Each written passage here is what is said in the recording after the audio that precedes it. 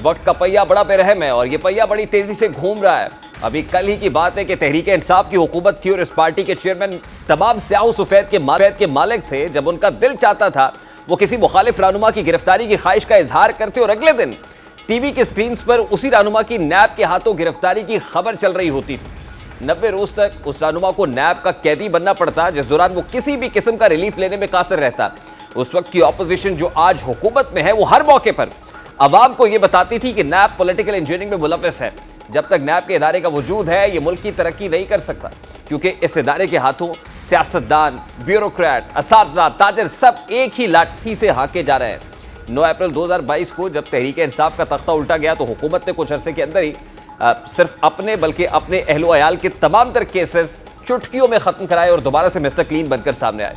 तमाम तर केसेस जो साबिका दौर में बनाए गए उनको सियासी बताया गया और इस अज़्म का इजहार भी किया गया कि नैब कवानीन में ऐसी तरामीम कराई जाए जिससे वो बेबस हो जाएगा और दोबारा से पॉलिटिकल इंजीनियरिंग से कासिर होगा। लेकिन गुज़श्ता रात हुकूमत ने रात की तारीकी में जिस तरह एक सदारती ऑर्डिनेंस के जरिए से अपने ही मंजूर किए गए नैब बिल की धज्जियां उड़ाई हैं, उसकी मिसाल नहीं मिलती। ऐसा महसूस होता है कि अपनी जान खलासी के बाद अब दोबारा से नैब को वही मुंह जोर घोड़ा बनाने पर तुले हुए हैं जो उनके सियासी मुखालिफिन को पैरों तले कुचलने की सलाहियत रखता हो। रात गए चेयरमैन सेनेट जो कायम मकाम सदर हैं, उन्होंने एक ऑर्डिनेंस जारी किया। इस ऑर्डिनेंस के जरिए नैब बिल के पैराग्राफ 6 में कुछ तब्दीलियां की गई हैं जो इंतहाई मानी खेज हैं और इस कदर काबिल फहम है कि मुल्क का अगला जो सियासी मंजरनामा है वो वाज़ेह होकर सामने आ जाता है। इन तरामीम के मुताबिक गिरफ्तार मुलजिम की 14 की बजाय 30 दिन तक जिस्मानी रिमांड पर उसको रखा जा सकेगा। ऑर्डिनेंस के तहत चेयरमैन नैब तफ्तीश में अदम ताउन पर मुलजिमान के वारंट गिरफ्तारी जारी कर सकेंगे। सदर की जानिब से जारी किए गए ऑर्डिनेंस के मुताबिक असम्बली के पैरा नंबर 6 में वज़ीर आज़म का मशवरा मंजूर कर लिया गया है। रात की तारीकी में दस्तखत किए गए इस ऑर्डिनेंस में जिस्मानी रिमांड की मुद्दत भी 15 रोज से बढ़ाकर 30 रोज कर दी गई है। हालांकि मौजूदा हुकूमत की जानिब से कौमी एहतसाब ऑर्डिनेंस 1999 में की गई हालिया तरमीम के तहत जिस्मानी रिमांड की मुद्दत 90 रोज से कम करके 14 रोज की गई थी। साबिका बिल के जरिए नैब चेयरमैन से गिरफ्तारी का इख्तियार ले लिया गया था, लेकिन अब तरामीम के जरिए अदम ताउन पर मुश्तबा अफराद को हिरासत में लेने की इजाजत दे दी गई है। जिस वक्त ये ऑर्डिनेंस जारी करने की प्लानिंग की जा रही थी, इस कौमी असम्बली का इजलास जारी था, उसे 17 जुलाई तक मुलतवी किया गया था। जारी इजलास में कोई भी सदारती ऑर्डिनेंस जारी नहीं किया जा सकता। हुकूमत ने इस मसले का हल कुछ यूं निकाला कि पीर की शाम कौमी असम्बली के इजलास को गैर मुअय्यना मुद्दत तक के लिए मुलतवी करने का नोटिफिकेशन जारी किया गया। निस्फ शब जल्दबाजी में इस ऑर्डिनेंस मंजूर कराने के पीछे भी एक दिलचस्प कहानी है। चेयरमैन सेनेट जो चंद दिन के लिए कायम मकाम सदर थे, उनका झुकाव बज़ाहिर हुकूमत की तरफ दिखाई देता है। यही वजह कि आरिफ अलवी की गैर मौजूदगी में हुकूमत ने हर रुका हुआ काम जिसके लिए सदारती मंजूरी दरकार होती है जल्दबाजी में कराने की कोशिश की है। सदर आरिफ अलवी पहले भी नैब बिल की मुखालिफत कर चुके हैं, जिसके बाद हुकूमत को वो तरामीमी बिल मुश्तरका पार्लियामान से मंजूर कराना पड़ा था। सदर मुमलिकत आरिफ अलवी आज वतन वापस पहुंच चुके हैं, इसलिए इस ऑर्डिनेंस को रात में मंजूर कर लिया गया। गुज़श्ता बरस जून 2022 में भी मौजूदा इत्तेहादी हुकूमत ने नैब ऑर्डिनेंस में 27 अहम तरामीम मुतारिफ कराई थी, जिसमें रिमांड की मुद्दत 14 रोज की गई थी। इंक्वायरी से पहले गिरफ्तारी को नामुमकिन बनाया गया था। गिरफ्तारी की सूरत में भी वाज़ेह सबूत होने की शर्त लगाई गई थी। नैब वफाकी, सूबाई या मकामी टैक्स के मामलात पर कार्रवाई नहीं कर सकता। जिस वक्त ये बिल मुश्तरका पार्लियामान से मंजूर कराया गया था तो उस वक्त वजीर कानून आजम नज़ीर तारड़ ने असम्बली फ्लोर पर इस बिल के वो क्या कह रहे थे, जरा उसकी एक झलक आपके सामने रखता है।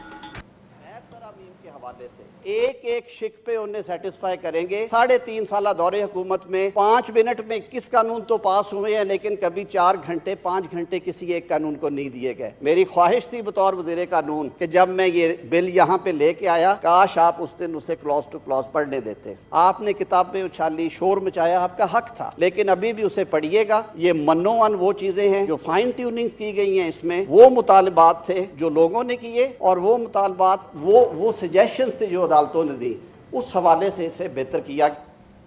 इस बिल को गुज़श्ता शब एक ऑर्डिनेंस के जरिए से लागू किया गया। यही हुकूमत थी जो अपोजिशन में होते हुए पीटीआई हुकूमत को तनकीद का निशाना बनाती थी कि ये हुकूमत ऑर्डिनेंस जारी करती है और कहा करती थी कि पार्लियामान की मौजूदगी में हुकूमत ने इसी पार्लियामान को ऑर्डिनेंस फैक्ट्री बनाया हुआ है। खुद मुश्किलात से निकलते ही ये सब कुछ भूल गई है और चलते इजलास को मुलतवी करके अपने ही मंजूर किए गए बिल में तरामीम के लिए सदारती ऑर्डिनेंस का सहारा लिया गया। आज से पहले ये हुकूमत नैब इदारे को सिरे से खत्म करने के दर पे थी। गुज़श्ता दिनों जो तरामीम की गई थी उनका मकसद भी यही था कि नैब को किसी हद तक बेबस कर दिया जाए, लेकिन आज खुद आसानियां पैदा करने के बाद हुकूमत अपने मुखालिफिन के लिए वो सख्तियां और जिल्लत का सामान पैदा करने पर तुली है, जिस जिल्लत और रुसवाई का इनको खुद सामना करना पड़ा। नैब लॉ को ड्रैकोनियन लॉ कहा जाए। अब यह सवाल यह है कि हुकूमत को नैब बिल में तरमीम की जरूरत क्यों महसूस हुई। इसका सादा सा जवाब यह है कि चेयरमैन तहरीक इंसाफ को कानून की गिरफ्त में लाने के लिए हुकूमत के पास तोशाखाना केस और अलकादर ट्रस्ट केस की सूरत में दो मजबूत केसेस हैं। दोनों की इंक्वायरीज नैब में मौजूद हैं। आज चेयरमैन तहरीक इंसाफ को तोशाखाना केस में तो अदालत से रिलीफ मिल गया है, लेकिन अलकादर ट्रस्ट केस हुकूमत के नजदीक ओपन एंड शट केस है और जराए बता रहे हैं कि इस हवाले से नैब भी कुछ ऐसे अफराद से तफ्तीश में मसरूफ है जो चेयरमैन तहरीक इंसाफ के खिलाफ वादा माफ गवाह बनने को तैयार है। ऐसे वक्त में हुकूमत का मकसद है कि वो किसी भी सहूलतकारी से बचने का इंतजाम करे, नैब के जरिए से चेयरमैन पीटीआई को गिरफ्तार किया जा सके, जिसके बाद कम से कम उन्हें एक पाबंदे सलासल करके उनके खिलाफ केस को मजीद तगड़ा बनाया जा सके। अब हुकूमत किस डगर पर है, क्या कर रही है, नैब के हाथ क्यों मजबूत किए जा रहे हैं, बात करेंगे। वज़ीर-ए-आज़म के मुआविन खुसूसी पाकिस्तान मुस्लिम लीग नून के रहनुमा राना एहसान अफजल साहब ने हमें ज्वाइन किया है। अस्सलाम वालेकुम राना साहब, बहुत बहुत शुक्रिया आपके वक्त के लिए। सबसे पहले तो बड़ा सादा सा सवाल है, गुज़श्ता शब जिस तरह से ऑर्डिनेंस जारी किया गया, नैब तरमीमी ऑर्डिनेंस के तो आप बहुत खिलाफ थे और कहा करते थे कि पार्लियामान को पीटीआई ने ऑर्डिनेंस फैक्ट्री बनाया हुआ है, तो क्या उजलत महसूस किया आपने कि गुज़श्ता शब एडजर्न किया गया इस इजलास जो 17 जुलाई तक था उसको गैर मुअय्यना मुद्दत तक के लिए मुलतवी कर दिया गया और फिर एक ऑर्डिनेंस, सदारती ऑर्डिनेंस जारी कर दिया गया? बिस्मिल्लाहिर्रहमानिर्रहीम। देखिए, ये लॉ मिनिस्ट्री ने इसका ड्राफ्ट तैयार किया हुआ था और ये जो नैब के लॉज हैं उसके अंदर जो फिजिकल रिमांड है उसको 30 दिन तक की जो है वो एक्सटेंशन देने का ये ऑर्डिनेंस था। तो ये जो नैब के अंदर केसेस हैं उसके अंदर इसको ज़रूरी समझा गया कि इसको बढ़ाया जाए ताकि नैब ज़रा बेहतर तरीके से। नैब के वो कौन से केसेस हैं जिनके पेश नज़र इस रिमांड को बढ़ाया गया सर? देखिए, ये तो अभी लॉ मिनिस्ट्री से जो है वो राब्ता अगर करें और उनसे पूछा जाए तो ये बेहतर होगा, लेकिन मैं समझता हूँ कि ऑर्डिनेंसेस जो हैं वो पहले भी इस्तेमाल होते रहे हैं, ये तरीक़ाकार, ये तर्ज इस्तेमाल होता रहा है और अगर अभी भी हो गया है और उस मिकदार में नहीं हो रहा, लेकिन आप इस तर्ज़ अमल को जस्टिफाई कर रहे हैं?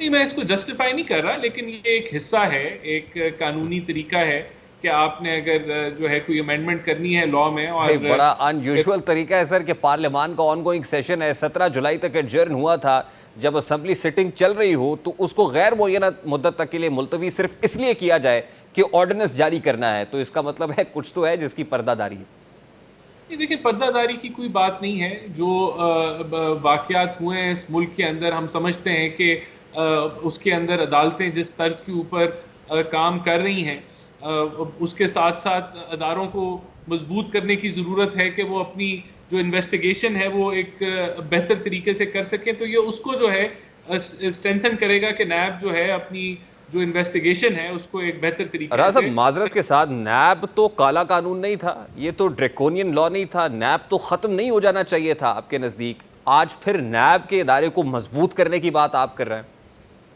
देखें, ये जो फिजिकल रिमांड है ये किसी वक्त नैब के अंदर 90 दिन की इसकी इजाज़त होती थी और इसको भरपूर इस्तेमाल जो है वो पिछली हुकूमत ने किया। अभी 15 दिन का ये कानून था कि हमने जो अमेंड के फिजिकल अगर 30 दिन की हो, ये समझा गया होगा कि इसके अंदर बेहतर इन्वेस्टिगेशन की जा सकती है। लेकिन मैं तो एग्री करूंगा, आप सही कह रहे हैं कि नैब को हमने जो उसमें अमेंडमेंट्स हम जो लेके आए उससे नैब की ट्रांसपेरेंसी में बेहतरी आई थी। तो ये क्या वजह है कि 15 से 30 दिन इसको किया गया, ये मेरे ख्याल से जो लॉ मिनिस्ट्री है उससे अगर सवाल किया जाए तो वो बेहतर इस